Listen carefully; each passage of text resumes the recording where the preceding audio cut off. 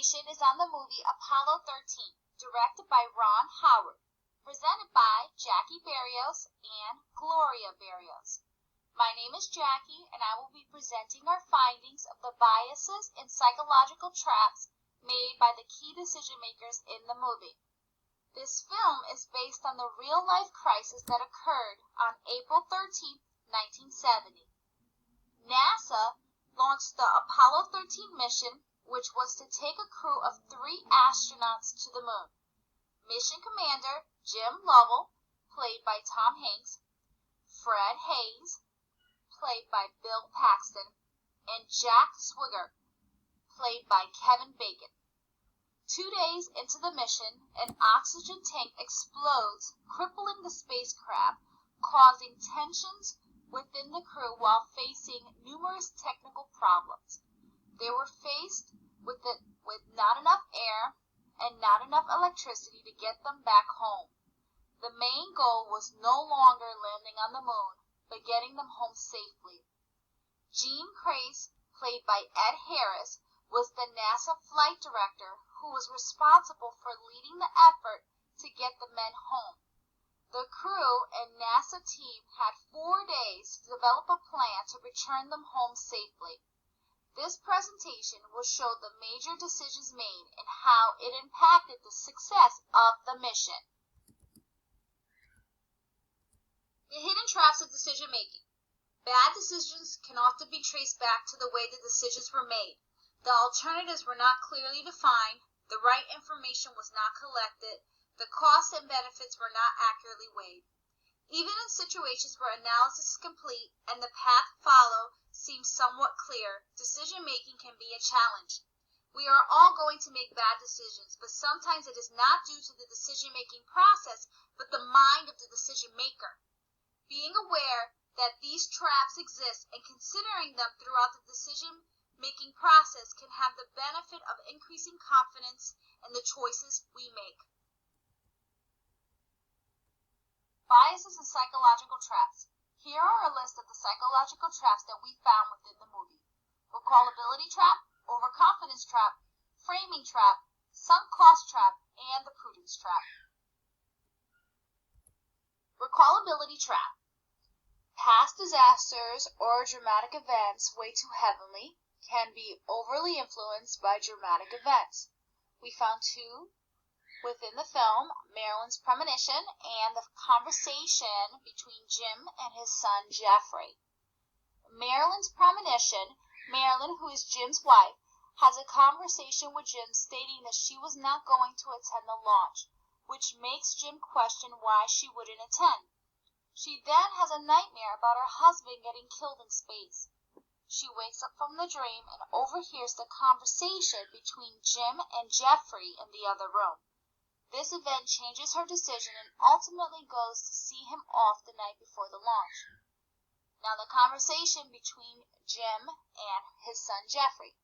Jim's son asks him how long it would take to get to the moon. After Jim goes through the explanation how he lands it on the moon, his son asks with a sad face and tone, "Did you know the astronauts in the fire?" You can see that the question lingered in Jim's mind before he answered. A lot of things went wrong, but he made sure to reassure his son that the problems were fixed and they are not a problem anymore. Recallability bias involves dramatizing negative information, and we get influenced by events that are more dramatic. Though the nightmare and the fire from the previous mission stuck in their minds, in order to reduce the effects of this trap is not to be guided by the impressions but by the actual information.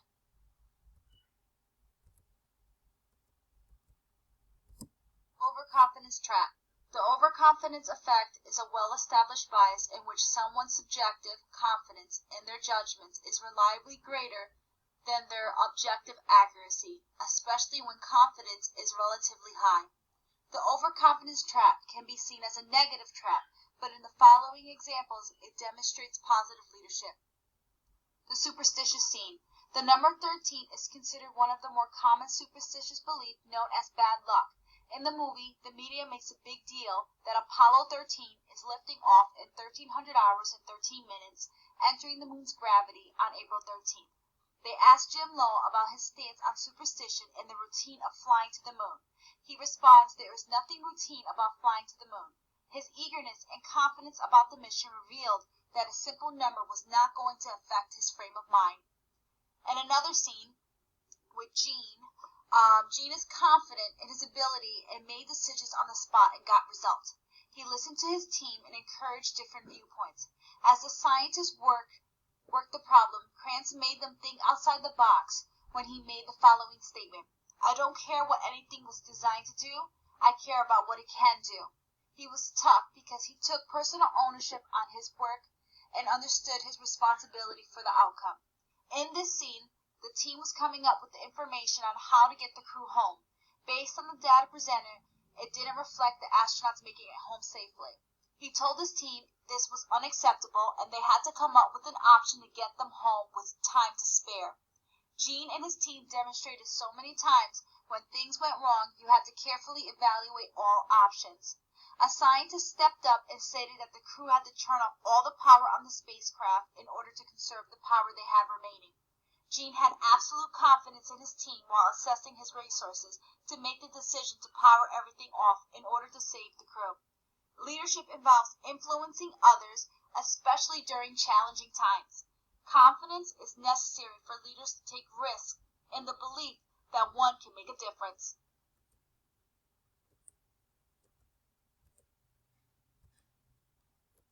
Framing trap.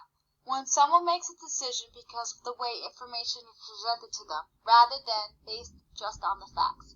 In other words, if someone sees the same facts presented in a different way, they're likely to come to a different conclusion about the information. On the slide, the two images to the right. This scene depicts how the two different directors of NASA define the situation as the team scrambles to get the astronaut home.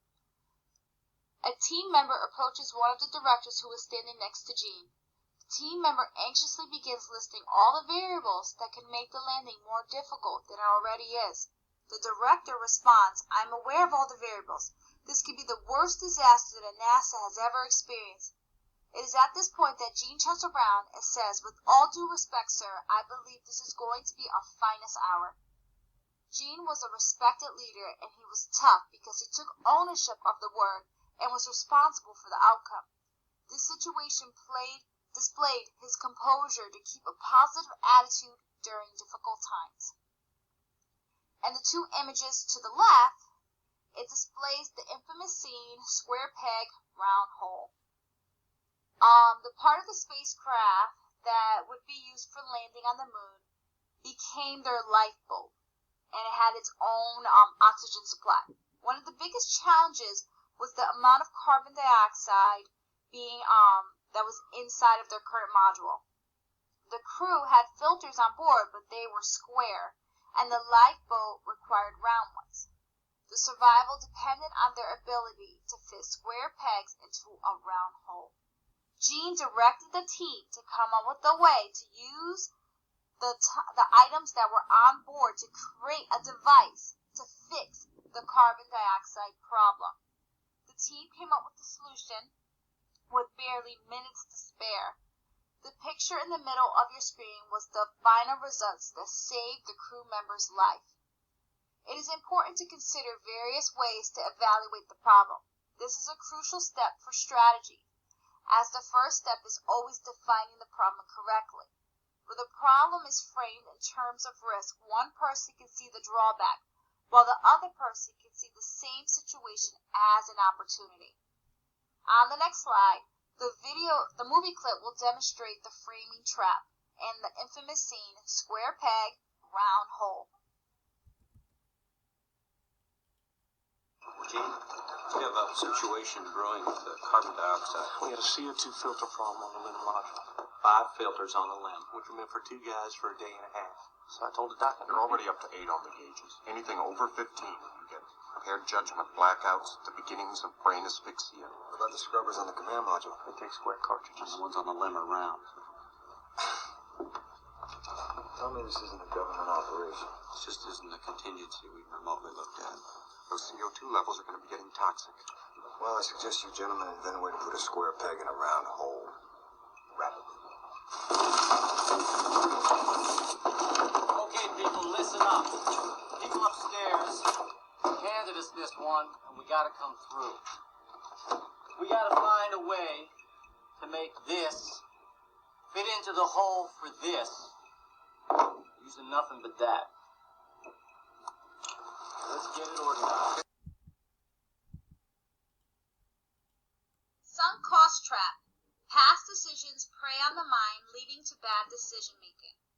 The sunk cost trap occurs when past decisions or occurrences prey on the mind, uncompleted tasks, unachieved missions, or unfinished accomplishments. The sunk cost is irrelevant to current decision making, but the individual is unable to drop the subject at hand. The slight obsession leads to poor decision making. In the opening scene, the television broadcast of Armstrong walking on the moon, the Lowells throw a party to watch the moonwalk. As everyone watches the television, witnessing history in the making, Jim is completely fixated on the screen. Jim acknowledges Armstrong has just achieved the impossible, and Jim wants a piece of the action for himself. Jim's dream has always been to walk on the moon. In the next scene, when the party has concluded, Jim and Marilyn sit outside gazing up at the moon. Jim recalls his previous mission on Apollo 8 and remembers how close he had come to touching the moon. Jim says they were so close, 60 nautical miles down. They were so close he could have simply stepped out of the craft and walked on the face of the moon. Deep in thought, still gazing at the moon, Jim tells his wife, "I want to go back." Jim's obsession with touching the moon causes him to fall victim to the sunk cost trap later in the film. The images on the slide include Jim talking to his son about his upcoming journey to the moon, Jim breaking the news to his wife Marilyn that he will be departing to the moon in 6 months, and Jim fixated on the television screen, completely in awe of Armstrong's accomplishment. To avoid the dreaded sunk cost trap, seek out and listen carefully to the views of people who were uninvolved with the earlier decisions, and who are hence unlikely to be committed to them. Prudence trap.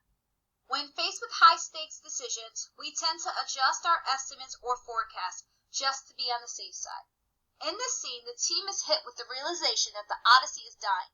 The craft is losing oxygen at a tremendous rate, 200 pounds and falling. The fate of the crew depends on their course of action. Cy Libergat recommends closing the reluctant valve. Gene Kranz immediately questions this decision because in doing so, they wouldn't be able to turn them back on again. If they can't turn it back on, they can't make it to the moon. While there is no guarantee that turning off the valve will solve their problem, Gene is faced with a tough decision: proceed towards the moon and find another solution, or listen to Cy. After much thought, Gene concludes that there is zero chance of the crew reaching the moon, and the only mission of importance is getting the crew back to Earth alive. Gene has a major decision to make, one involving breaking the news to Jim Lovell, whose heart was set on reaching the moon. It is a life or death decision, and Gene opts to close the valves. Gene trusts the decision of his team and understands the importance behind this decision. In the next scene, after Gene gives the order to close the valve, Jim acknowledges, "We just lost the moon," complies to NASA. This was the safest course of action, and the stakes were incredibly high. Pursuing Jim's dream to reach the moon would have cost the life of the 3 astronauts and would have resulted again in the sunk cost trap. Forewarned is forearmed.